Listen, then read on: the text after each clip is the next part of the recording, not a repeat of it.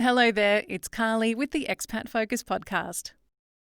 Today we're exploring the foreigner's experience of working in Asia with a man who has written a book on the subject, Steve McGinnes.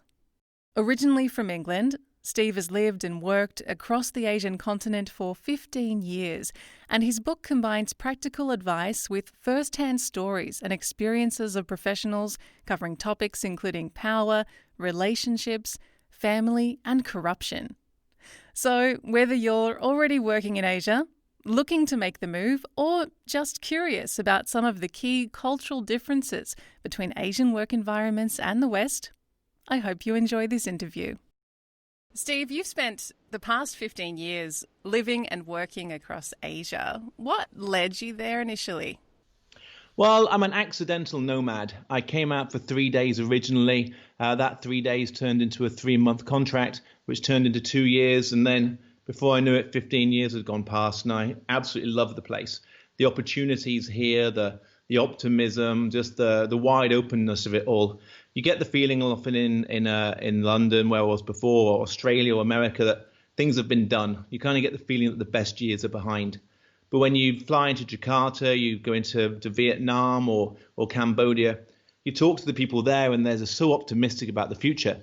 They see things going to get better. They think tomorrow is going to be better than today and next year is going to be better than last year. And it's really hard not to get caught up in that optimism. So I can't see myself really ever moving back to the West. I can see where you got your motivation from then to write your book, Surfing the Asian Wave. It sounds like there's so much to tap into in Asia. Absolutely. And the more I dug, the more I found. And I felt now was the right time for me to write it, whilst I still appreciated the things that I'd learned. I think the danger is when you know something really well, you tend to forget you know it. And you start taking for granted the information and the insights you've built up. So whilst I could still see them freshly enough to pass on, I thought now's the time to do it. Now, you quote some research from the Economic Intelligence Unit in your book's introduction that CEOs believe the biggest blocker to future business success in emerging markets will be cross-cultural misunderstandings. In your experience, is this true for personal career development and success as a foreigner in Asia Pacific too?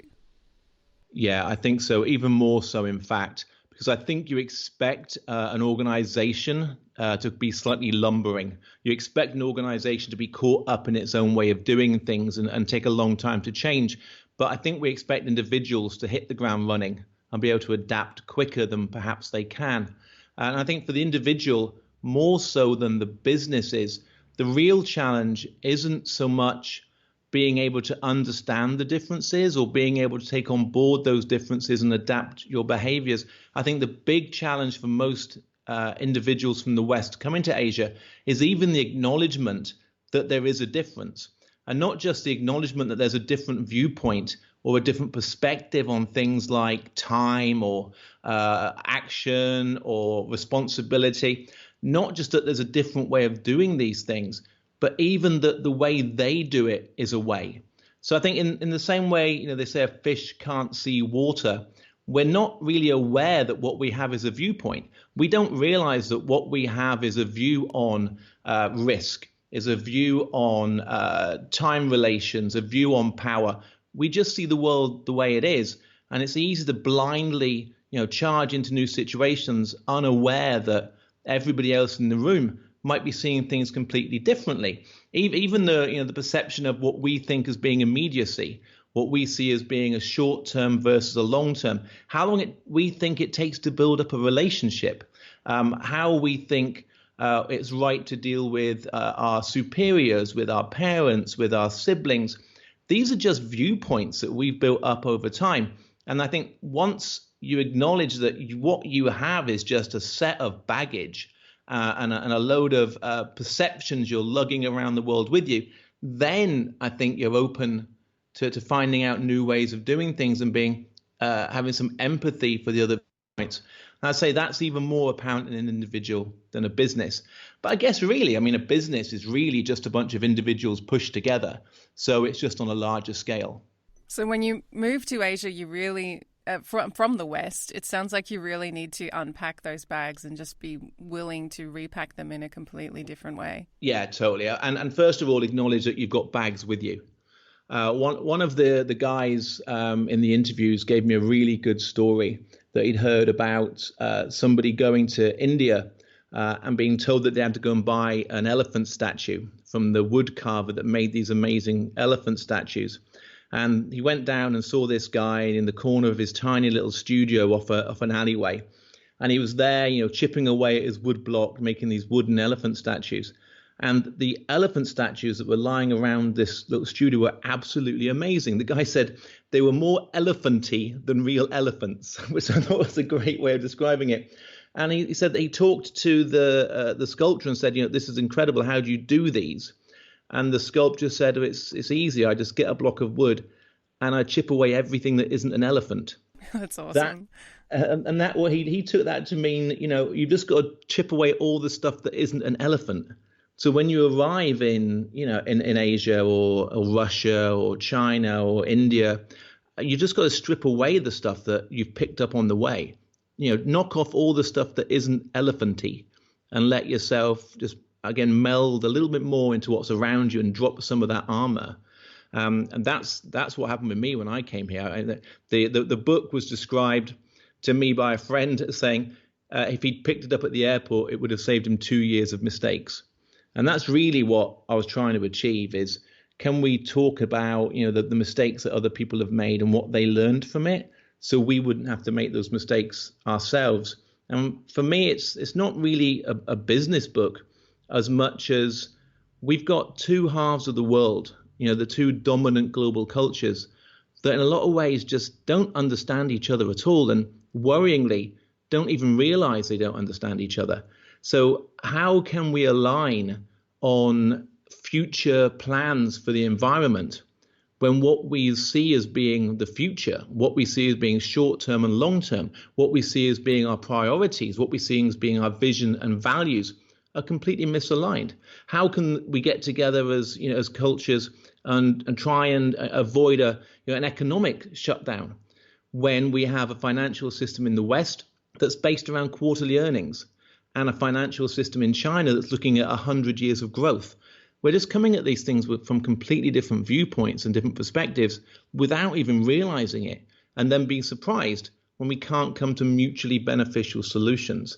So that's it for me. It's looking at on an individual level, as you say, and on a business level. But really, that's just the tip of the iceberg for this much bigger challenge that we have as technology and transport and ease of movement around the world has pushed the different sides of the globe together much quicker than we've been able to adapt and grow our understanding of each other. And I think it's a huge opportunity, but also an opportunity for catastrophic misunderstandings and the effect of those. What do you think are some of the biggest misconceptions about Asian cultures made by Westerners? I think there's a couple of key ones around power. There's some mistakes made around protocols. There's some mistakes made around relationships. I've seen a number of businesses where local companies have families working together. They have siblings working together. They have cousins. They have fathers. They have son-in-laws. And often Westerners will see this as a semi-corrupt deal or certainly a cushy way of bringing in some inept relative. And it's not the case at all. I mean, the reality is if you're going to bring somebody in for a high profile, high pressure, very important position, you're going to want the people that you know and you can trust and you can rely on and aren't going to run away with your secrets to the competitor. And that's really your family or your schoolmates or your army buddies. They're pre-vetted. So where we see that as being some kind of shady deal, in Asia, it just seems being, perfectly natural. Of course, you'd want somebody you knew well in one of those senior roles. The other is the power dynamic. I had a great story from a lady I was interviewing who'd come over from Australia to work for one of the big American advertising agencies, and they went to Japan and pitched, and they were in the middle of a huge presentation. And in the room was the usual hierarchies of 20 members of the client team from the CEO all the way down. And during the question and answer session at the end, they looked over and the CEO had fallen asleep. And they took that as an absolute insult and affront, to their work. Not only was the CEO not interested, he wasn't even pretending to be interested. And of course, they all went straight to the pub afterwards. It was only a few years later that she discovered that the power hierarchies in Japan are so strict that whilst the CEO is in the room, nobody junior to him will venture any kind of opinion. So nobody's going to put forward any suggestions or any questions whilst he's there. And the only way of getting other people in the room to chip in at all is for the CEO to pretend to be asleep. Oh my gosh, he needs to take himself out of that conversation completely. Literally. And when he's asleep, other people can chip in and other people can talk. I recall being on a trip personally in Cambodia, being taken out for the evening. And we were there with actually our competitors, and the client, the president, took us out. We ended up in a very, very seedy, as you can imagine, bar with the kind of situations that you can predict in those kind of environments. And those kind of choices were put in front of us. Girls were there, drink was there. I personally had said all along through the day, it wasn't my interest. I was married, I had children. I wasn't interested in the kind of things they wanted to do after midnight. And then when it came to it, there was so much pressure from the people there to sort of indulge and fall into the behaviors that they were expecting on that night out. And I didn't. The other vendor, our competition, did. And I thought, okay, we've lost that pitch, we've lost that job. But to my surprise, we got the job. We actually were given this very large budget project.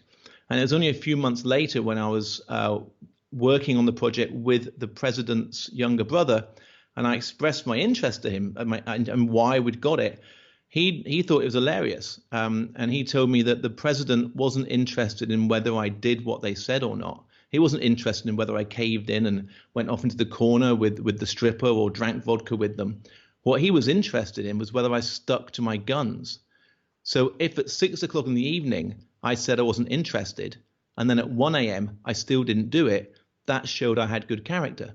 Whereas the other guy who had said earlier on he wasn't interested in doing it, but at the end of the night, to keep them happy, had gone along with it, rather than enamor himself to them, he'd just shown he had bad character, that he didn't stand up for what he believed. They didn't care what I did. They didn't care what my behavior was. They just wanted to see if I was consistent in what I said, because that's, in their opinion, how you build trust, is whether somebody stands by their guns and sticks to their beliefs.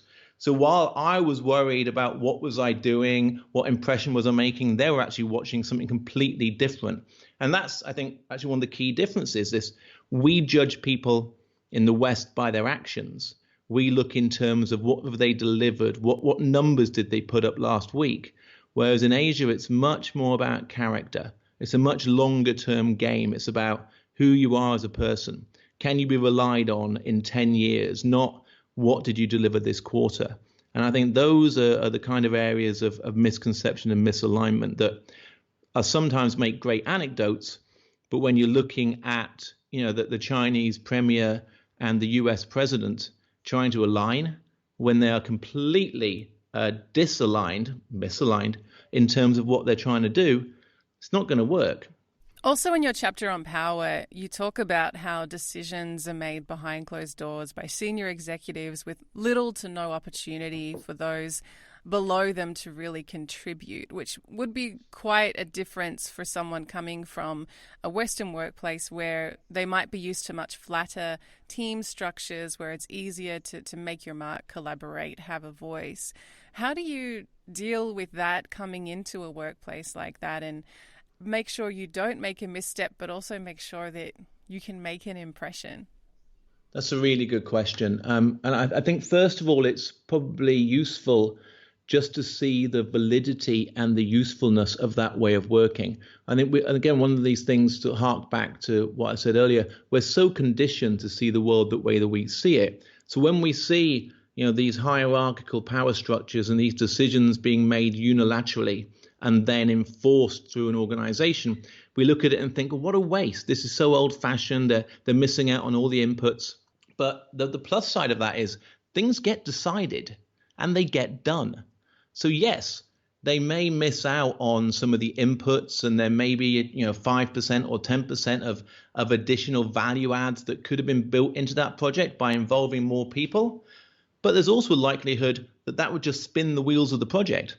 And if it's a time-sensitive decision, sometimes in the West we see opportunities go by because we're so busy talking about it. So whilst we often look at these relationships and these structures in China and Asia and look at it and go, wow, that's a terrible top-down old school way of doing it. Sometimes they look at us and think, will you guys just make a decision and get it done? Will you just actually action this and stop talking about it? So it's as frustrating for them as it is baffling for us. But when you're an individual in that environment, there are ways of moving around it. I mean, the key way of doing it is your proximity to power. So there's always a separate power structure behind the organization chart. There's always a way usually of accessing and influencing those decision makers who may be 2 or 3 steps away from you in terms of the formal structure. But the key with that is to absolutely not go over the head of your direct boss. If you were to go a step around them, then that is such an insult to them and their position that sometimes that relationship will never recover from that. So the key way of doing it is, how do you make a soft impact? How do you get close enough, or how do you inform those senior decision makers of what you're thinking in a way that doesn't alienate your direct line managers or those around you? And the way of doing that often is through the social scene. There's still a culture of going out with the boss, of drinking, of the networking, of the soft side of things that in the West we now see much more superfluous and are quite often the things that get cut. In Asia, they are still the way that movement of information happens in an informal way.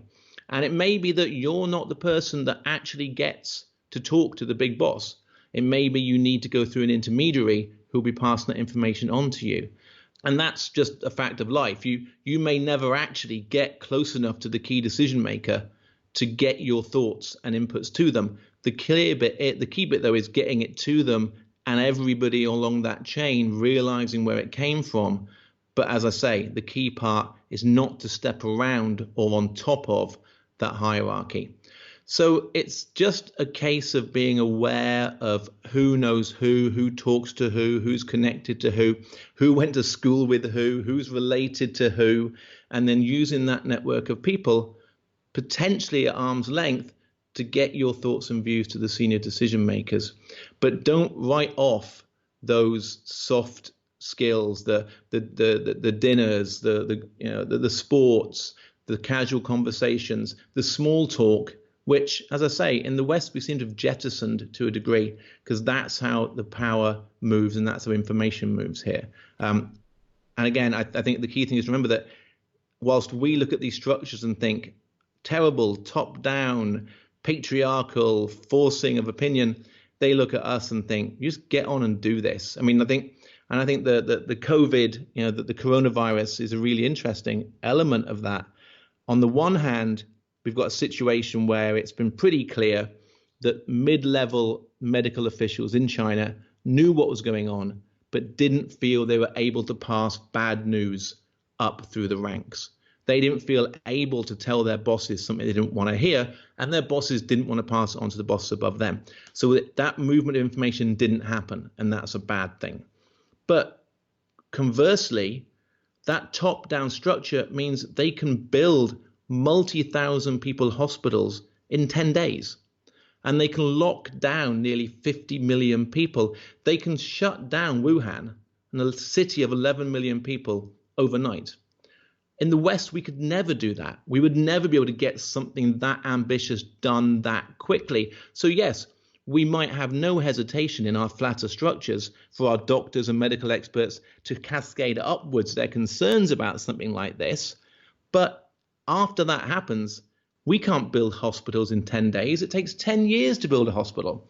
So the key bit, I think, is an appreciation that the real success and a real sustainable future is what can we see from both sides of this? And as individuals, let's not look at this is right and this is wrong, or how do I need to adapt to make this work? It's how can I cherry pick the best bits of my behaviors and the best bits of my learning, and cherry pick the best bits of the Asian cultures and the Asian business I'm working with, and come up with a way of working that's better than both. Should women expect a different experience in Asian workplaces than men? Absolutely.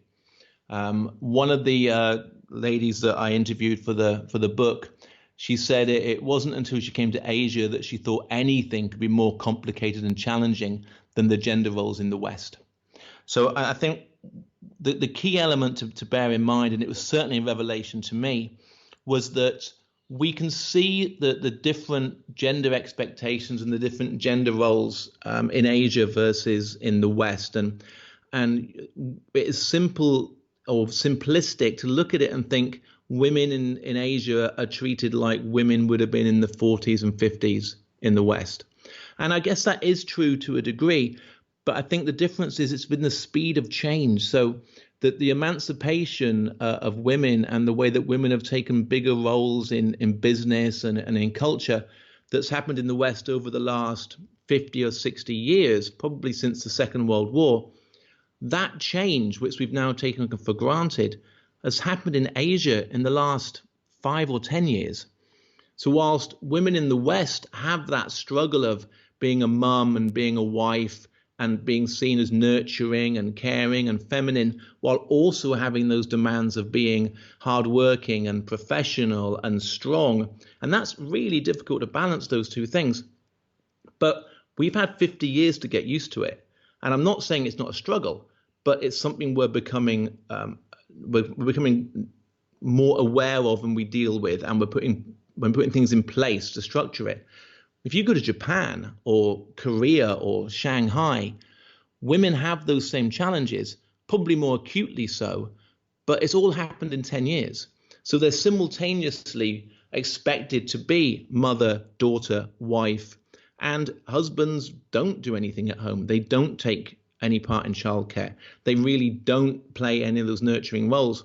But women are increasingly expected to do that and do all the Western expectations of a strong professional woman. The other element is it's very hard not to project ourselves onto situations we don't necessarily really understand. So when you're working in Indonesia or Malaysia, when you're working with women of a Muslim background, your instinct is to look them in the eye, shake their hand, and deal with them exactly the same way you would with a man. And for a long time, I was doing that, thinking that was the right thing to do. But now I realize the only thing I was doing was making them feel uncomfortable. So I will take the lead in those situations from them. Similarly, if you see an act of what we would consider to be blatant sexism, our instinct, whether a man or a woman, is to jump in and hold that person accountable and tell them what they're doing is wrong. And that's a mistake, because not only have you just stepped into a situation you probably don't understand, there's likely another dynamic going on behind that the overt display might be nothing to do with. Sometimes the gender expectations are such that even though the woman is clearly really running the show, she will put on a slightly more passive and subservient demeanor in public meetings. And drawing that to the attention, you haven't helped somebody. You've just drawn it into sharp relief. And so I would say it's really like not a black and white situation. It's just something that is much more pointed and more acute than what we've seen happen in the West. I think the trajectory is going in the same direction, but the velocity, I'd say, is at a higher speed. And again, I think the hard learning is stepping in and from a Western point of view, saying what you think is the right thing and doing what you think is the right thing sometimes isn't the right thing. And it's very hard not to try and be personally the hero in those situations. I really appreciated your practical advice in the power chapter. Something that every expat, I think, needs reminding of sometimes when they get frustrated at disjointed processes or what we might see as outdated thinking wherever we're living in the world. It's not our job to fix things. Absolutely. And as you're absolutely right, because we're not going to fix anything. I remember being in a very, very large presentation meeting in Vietnam. And we were doing our usual song and dance for the whole room. And we had our translator and everything was going along the way it would normally go. And halfway through the question and answer session at the end, the door opened and the tea lady came in, pushing literally pushing a cart of tea and cakes around the room. Everything stopped. Everybody stopped what they were doing. Everybody stood up. And when she went round, she had a little chat with every person in that room. And this woman must have been in her late 70s, maybe even early 80s, had a little chat with everybody in that room. And nothing happened and no small talk went on until she'd gone around and talked to probably about half of the people in that meeting room, given them their tea and then left. And then we carried on with the presentation. It was only afterwards that I was told that that woman was the wife of the company founder who had died a few years before.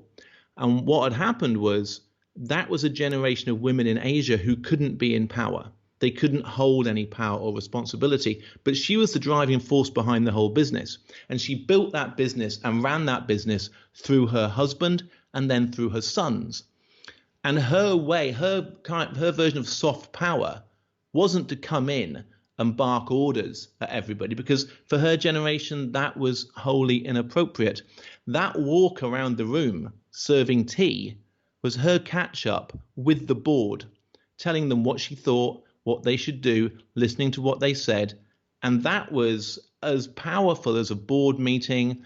A nod or a smile or a frown from her was the equivalent of being absolutely bawled out by the president in some Western boardroom. And I would never have guessed that in a million years. I just saw that as a bunch of guys who were very, very nice to the tea lady.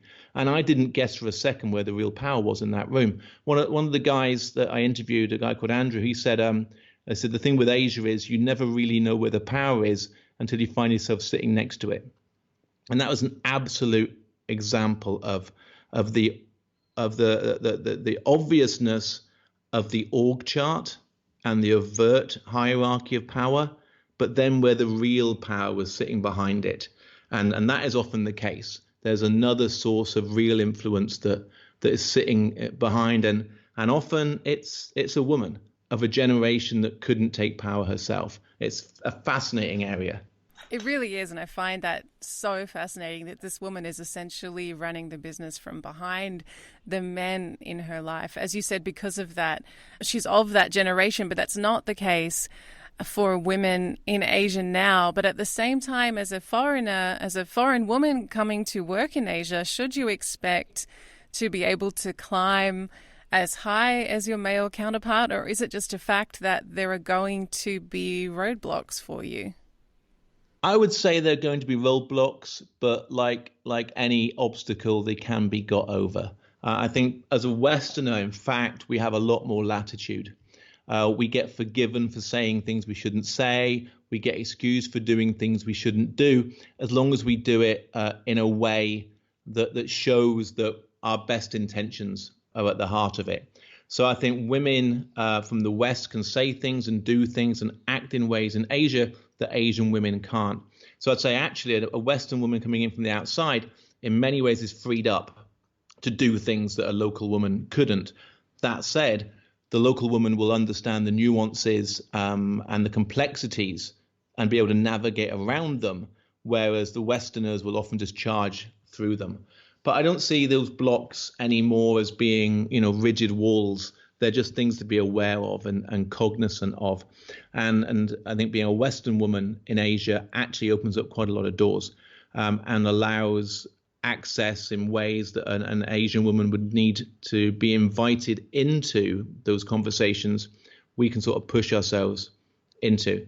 But the key area, I guess, to be highly aware of is that is what we're doing, and we need to go into it with an understanding that we are perhaps breaking the rules, that we are perhaps speaking out of turn. But if you do it, as I say, with the right attitude, and you do it with an understanding of hey, I know this might not be the way to do it, but I'm going to do this because I don't know a better way, as opposed to, no, this is how it should be. This is how we do it in the West. Therefore, this is how it's got to be done here. That will close doors very quickly. Doors that perhaps could have been nudged open with a smile and a slight wink of misunderstanding. It does sound like a bit of a minefield, how to make sure your words or actions aren't taken out of context. And it sounds like it's inevitable that you're going to do or say something that's going to offend. Absolutely. And also, it's easy to forget that we are still the outsiders. We are still being watched. We are still an individual of interest. So our offhand comments, our unthought through actions will actually be the stuff of legend 2 days later. At best, legend. At worst, awful gossip. Because we're novelty. We're mini celebrities. We're seen, we're tracked, we're talked about. So something we do doesn't just disappear. So whether it is saying the wrong thing or acting the wrong way, but as you say, I think if you go into it with the best intentions and it's clear that people understand that you're trying, that you're not, if you get something wrong, it's not because you think our way of doing it is best. We just didn't understand the way we should be doing it. That goes such a huge, huge way of just being appreciative or just being open and acknowledging that maybe you don't know what's going on. I think that is probably the baggage that as expats coming to Asia, we carry with us. This belief that we know the best way, that when we come into a situation, we know the answers and the way you're doing it is wrong and we're going to show you the right way of doing it. That, unfortunately, is a legacy that a lot of people who came before us have left and we've inherited. And I think one of the best things that you can do is, whilst not undermining your own abilities and your own professional capacity, make it clear that you're not coming in expecting that you know better than everybody. And I think that just really does just make everything easier, going in with an open mindset and being appreciative and open to that you just don't know everything.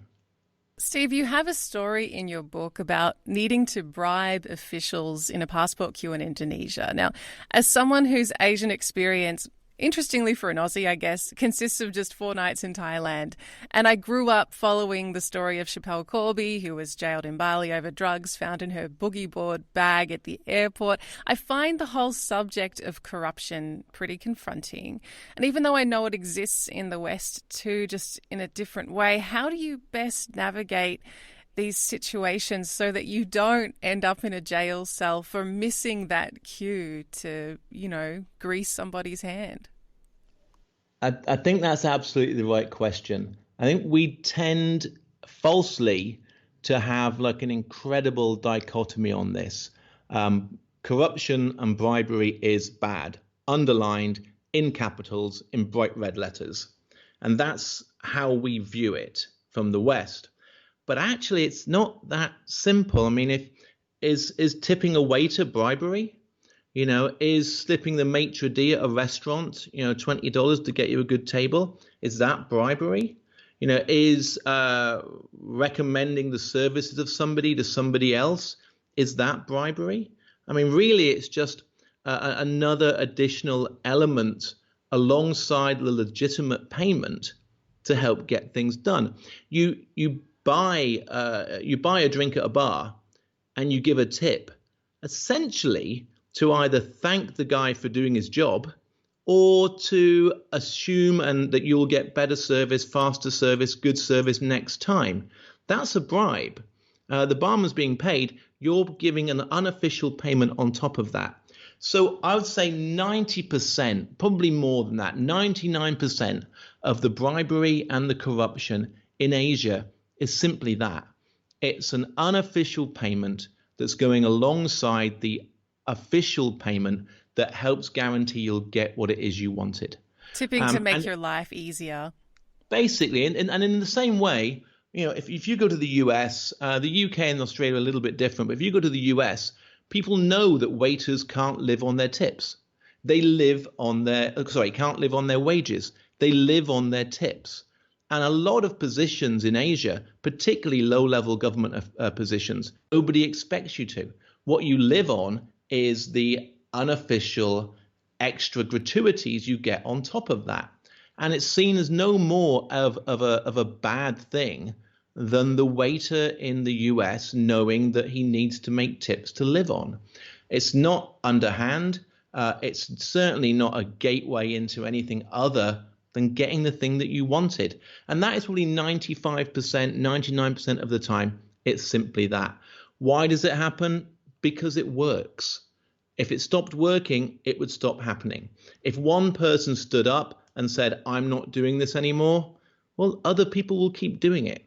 Yeah, it's not a case of an evil that needs to be stamped out. And what's interesting, and I've talked about this in the book, is there's been research that's shown that we've always assumed that Asia is in phenomenal growth. Indonesia, Cambodia, these countries that have got high levels of corruption are in incredible growth.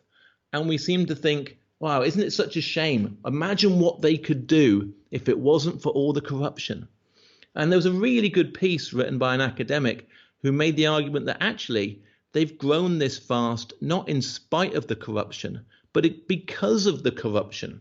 And his logic is, if you sign a contract to build a road or build an airport, or do a deal to make 10,000 cars, or whatever it is that you've just put in place, particularly in areas of heavy legislation like construction or development, then you will put in your tender, you'll put in your price, you'll put in your bid, and you'll get given the project, and slowly it will go ahead. And lots of things can get in the way of that. Legislation, laws, change, disruption, disputes can stop and start a big project, and a big project that would benefit the country, the city, the business.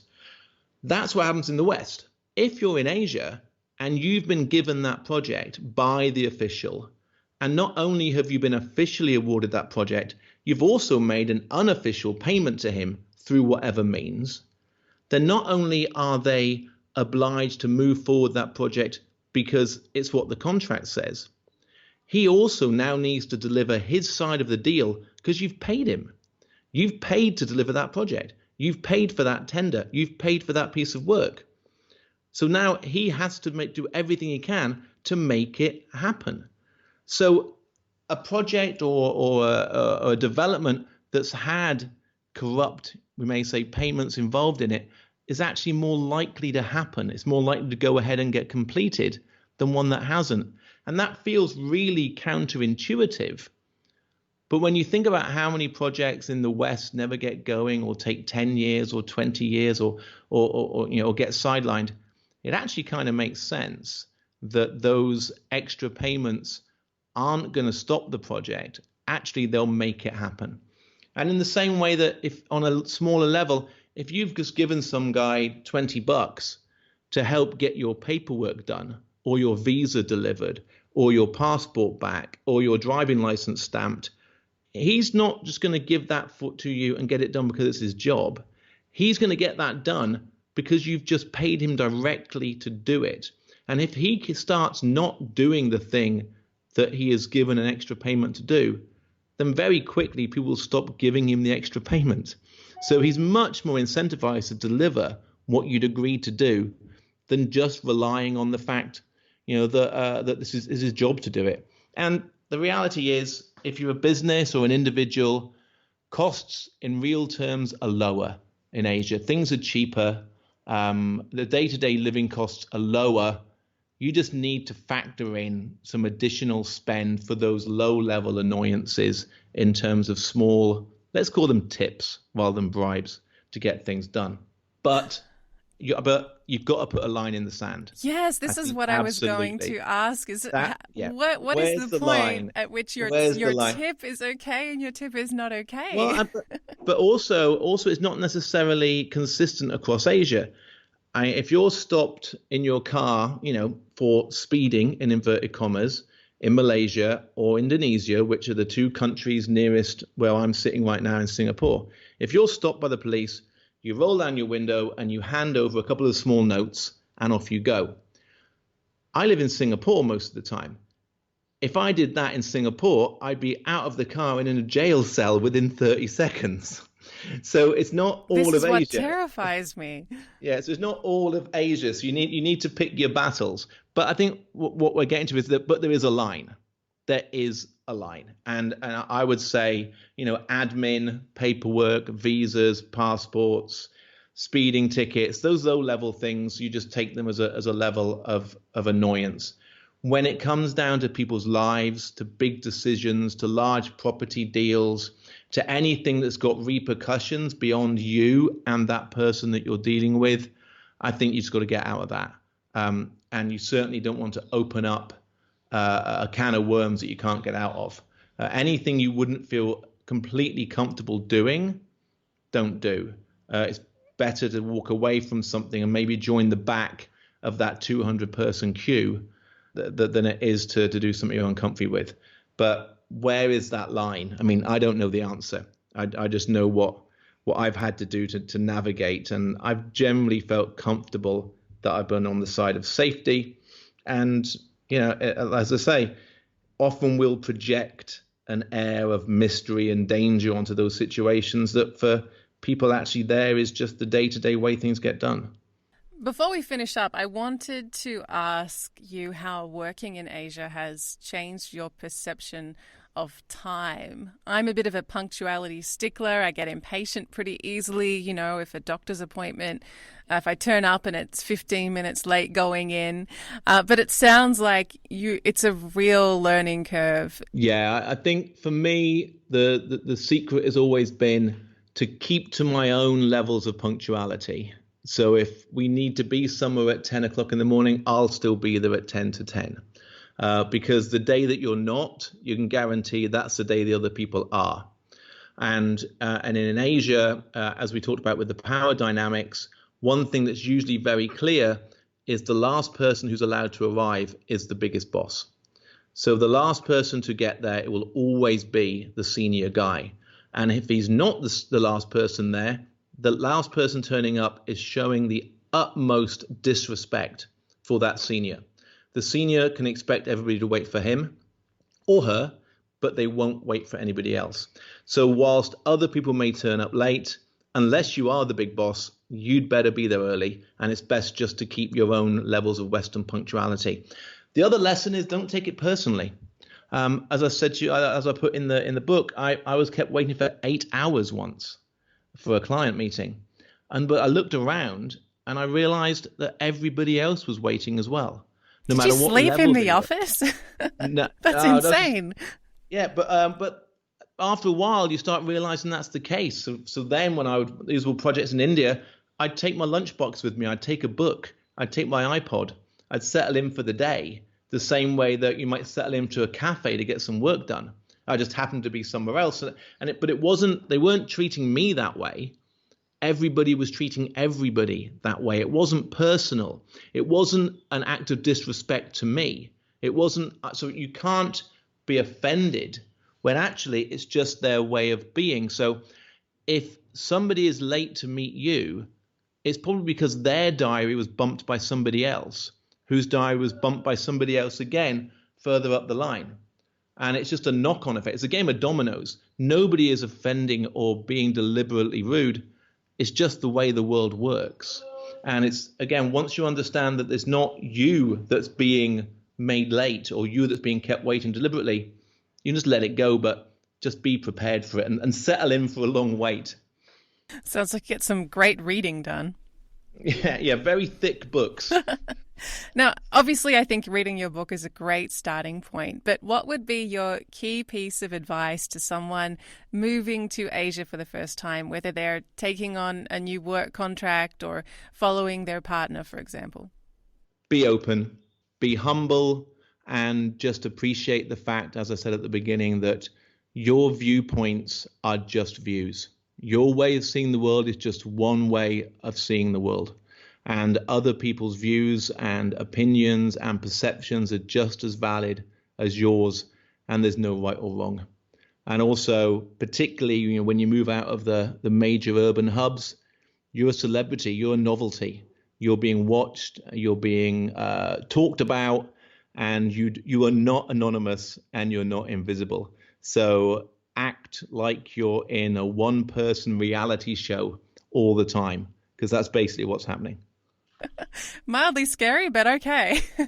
Well, Steve, thank you so much for the chat. It was brilliant. And there is so much to learn in your book to really open your mind and see things from other people's perspectives. I've thoroughly enjoyed the chat. Thanks so much for taking the time. That's it for this episode. You can continue the conversation about working as an expat in Asia and share your own experience in our forums or Facebook groups. Find all the links at expatfocus.com. If you enjoy this podcast, please share us, subscribe, and consider leaving us a review on your favourite podcast app. I'll catch you next time.